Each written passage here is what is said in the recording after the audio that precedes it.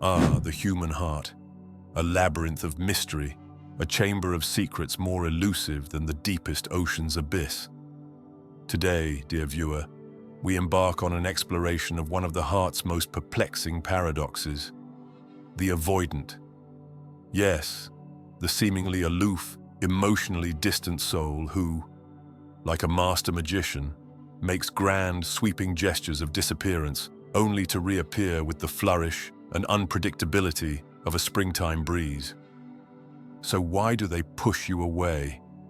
And perhaps more bewildering, why do they always return? Allow me to paint a picture for you, a tale woven from the threads of reality and reflection. Imagine, if you will, a ballroom, gilded and grand, where dancers twirl in elegant synchrony. Each movement, a conversation. Each step, a silent exchange. Amidst this waltz of life stands our avoidant, a wallflower by choice, observing the dance from a distance, captivated yet cautious. They are drawn to the rhythm, to the promise of connection, but fear their own inadequacies, their own vulnerability. Now, this avoidant, let us call him Edward, is a master of the disappearing act. Like Houdini, he vanishes in the blink of an eye when the orchestra swells, when the music calls for intimacy. You see, Edward's mind is a chessboard, always strategizing, always calculating the next move. He has built walls, not of stone, but of fear. He perceives closeness as a threat, as an invasion of his carefully guarded solitude. Yet Edward is not without his moments of longing.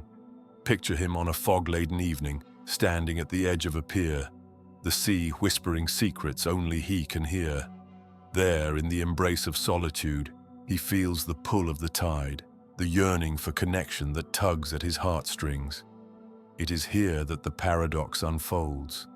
For though he fears the intimacy that threatens his defenses, he cannot deny the deep-seated desire for it. And so, the dance continues. One step forward, two steps back. A delicate ballet of the heart. Ah, but why do they return, you ask? Why do avoidants like Edward come back after they have pushed you away? Consider the moth and the flame, an age-old tale of attraction and peril. The moth is drawn to the light, knowing it burns, yet compelled by an instinct it cannot comprehend. Similarly, the avoidant is drawn back by the allure of connection, by the promise of warmth and understanding. It is not a conscious decision, but a magnetic pull, an irresistible force that defies logic and reason. Let me share with you the story of Chiara, another soul caught in the intricate web of avoidance. Chiara is a traveler, a wanderer in search of herself. She roams from city to city, never lingering long enough to form ties, to allow roots to take hold. Yet, in every city, in every place she visits, she leaves a piece of her heart. She is a collector of moments, of fleeting connections that fill her with hope, even as she fears their permanence. One day, Chiara meets a kindred spirit, someone who sees beyond her wanderlust, who understands the complexity of her heart.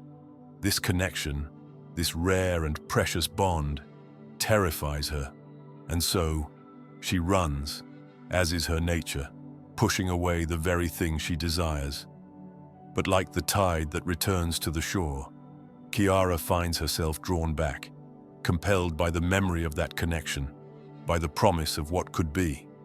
It is a dance, dear viewer, a delicate interplay of fear and desire, of vulnerability and courage.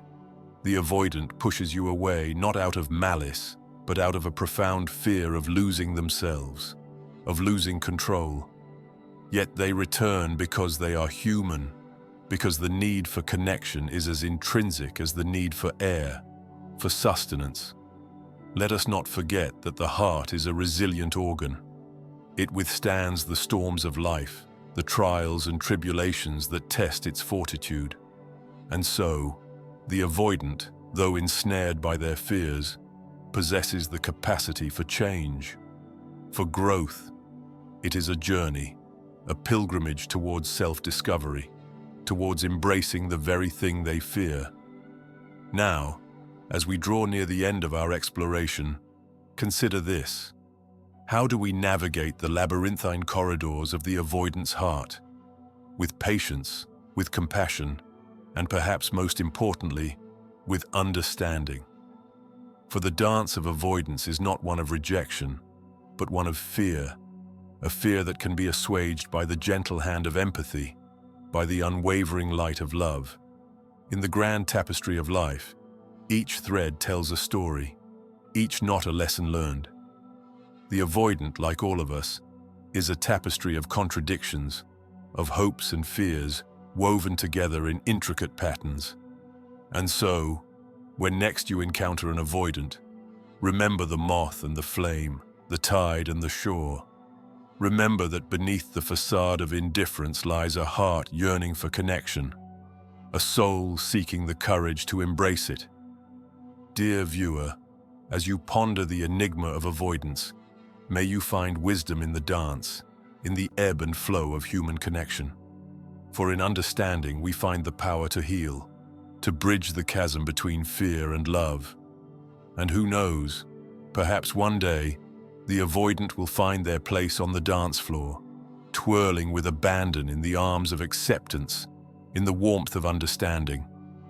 And when that day comes, when the barriers fall and the heart opens, we shall all bear witness to the beauty of transformation, to the triumph of love over fear.